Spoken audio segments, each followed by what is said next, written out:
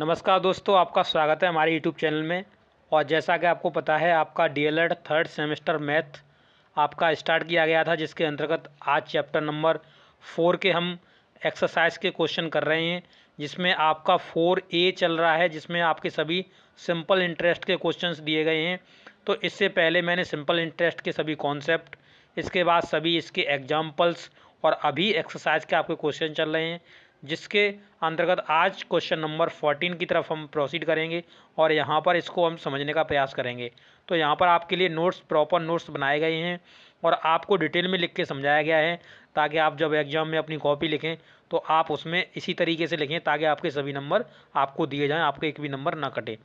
तो देखिए, इसमें आप क्वेश्चन देख रहे हैं, क्वेश्चन नंबर 14 लिखा हुआ है, कौन सा धन 2 वर्ष 4 महीने 2 वर्ष 4 महीने, ये समय की बात कर रहा है, 2 वर्ष 4 महीने में 4% वार्षिक ब्याज की दर से, वार्षिक ब्याज यानी ईयरली काउंट कर रहा है, से 984 रुपये हो जाएगा। यानी ये आपको जो 984 दिखा रहा है, ये आपका मिश्रण दिया हुआ है। तो आपको क्वेश्चन में क्या दिया गया है, ये सब चीज़ आपको लिख लेनी है। तो हमें दिया गया है, प्रश्न में सॉल्यूशन डालेंगे, उसके बाद लिखेंगे हमें प्रश्न में ये दिया गया है, समय बराबर 2 वर्ष 4 माह, इसे हम सही कर लेंगे। यानी देखिए, 2 तो वर्ष क्लियर दिया हुआ है, बट 4 महीने दिया हुआ है, तो 12 का भाग दे देंगे तो ये साल बन जाएगा। और जब इसे हम कैलकुलेशन करेंगे तो हमारा 7/2 आपका आ जाएगा, क्या समय आ जाएगा। इसके बाद दर आपको 4% दी हुई है, तो हमने दर 4% लिख ली वार्षिक। ठीक है, दर हमको कैसी दी हुई है, 4% वार्षिक दी हुई थी, तो देखिए हमने दर 4% वार्षिक लिख ली। मिश्रण आपको 984 दिया हुआ था, 984 लिख दिया। मूलधन हमसे पूछा हुआ था, मूलधन के आगे हमने क्वेश्चन मार्क लगा दिया। अब यहाँ पे हम सीधा फार्मूला लिख देंगे। हमने पहले ही पिछले वाले क्वेश्चन में आपको ये फार्मूला बताया था कि किस तरीके से आप इसे बना सकते हैं। तो मूलधन बराबर क्या होता है, मिश्रधन इंटू में 100 बट्टे में 100 प्लस दर इंटू में समय से, इसको हम क्या करेंगे, सॉल्व करेंगे। इससे पहले के क्वेश्चन में हमने आपको बताया था कि इस जो फार्मूला है उसे हमने कैसे बनाया हुआ है। मूलधन बराबर लिखेंगे 984 रुपये, 100 का मल्टीपल कर दिया, 100 प्लस 4 आपका क्या है, ये आपकी दर है, और समय 7/3 है। जब हम इसे सॉल्व कर रहे होंगे तो देखिए 984 इंटू में 100 है, इसके बाद इसे 100 और प्लस में एक कितना हो जाएगा, 28/3, तो 28/3 हो जाएगा। तो हमने यहाँ एलसीएम ले लिया, फिर ये हो जाएगा 300, और 300 में 28 जुड़ेगा, 328/3 हो जाएगा आपका।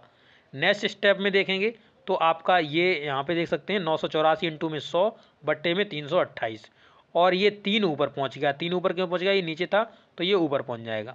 ठीक है, अब यहाँ पे देखिए हमने 328 से इसे 984 को काट दिया, ये 3 बार कट जाएगा। जब 3 बार कट जाएगा तो 3 3 का 9, और 9 का हम 100 में मल्टीप्लाई कर देंगे तो कितना आ जाएगा हमारा, 900 आ जाएगा। तो 9 का 100 में मल्टीप्लाई करना, 900 आ जाएगा। तो मूलधन कितना होगा आपका, 900 होगा।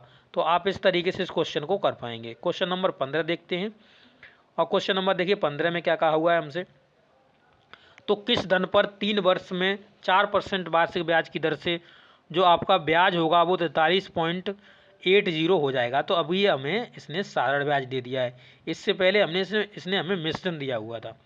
यहाँ पे समय कितना दिया हुआ है, 3 वर्ष। प्रतिशत दर कितनी दी हुई है आपकी, वार्षिक जो दी गई है वो आपकी 4% वार्षिक से दी गई है।